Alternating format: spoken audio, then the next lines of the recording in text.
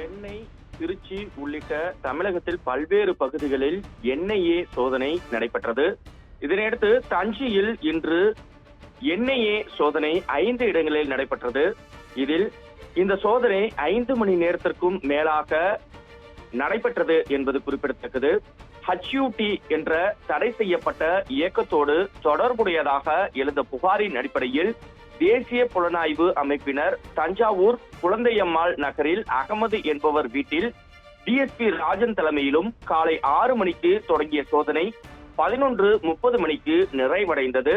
ஆவணங்கள் எதுவும் கைப்பற்றப்படவில்லை. இதேபோல் மானாங்குடியில் ஷேக் அலாவுதீன் என்பவரது வீட்டில் ஆய்வாளர் அருண் மகேஷ் தலைமையில் காலை 7:30 மணிக்கு தொடங்கிய சோதனை 11:30 மணி அளவில் நிறைவடைந்தது. சோதனை நிறைவில் லேப்டாப், பென்டிரைவ், முக்கிய ஆவணங்களை கைப்பற்றி எடுத்துச் சென்றனர் என்பது குறிப்பிடத்தக்கது. இதேபோல சாலியமங்கலத்தில் முஜிபுர் ரஹ்மான், அப்துல் காதர் உள்ளிட்ட 2 பேர் வீடுகளில் ADSP நாகராஜன் தலைமையில் காலை 6 மணிக்கு சோதனை தொடங்கினர். இந்த சோதனையும் 11:30 மணிக்கு நிறைவடைந்தது. இதில் பென்டிரைவ் உள்ளிட்ட ஆவணங்களை கைப்பற்றியுள்ளனர். ஒவ்வொரு வீட்டிலும் தேசிய புலனாய்வு முகமை அதிகாரிகள் கொண்ட குழுவினர் சோதனையில் ஈடுபட்டனர்.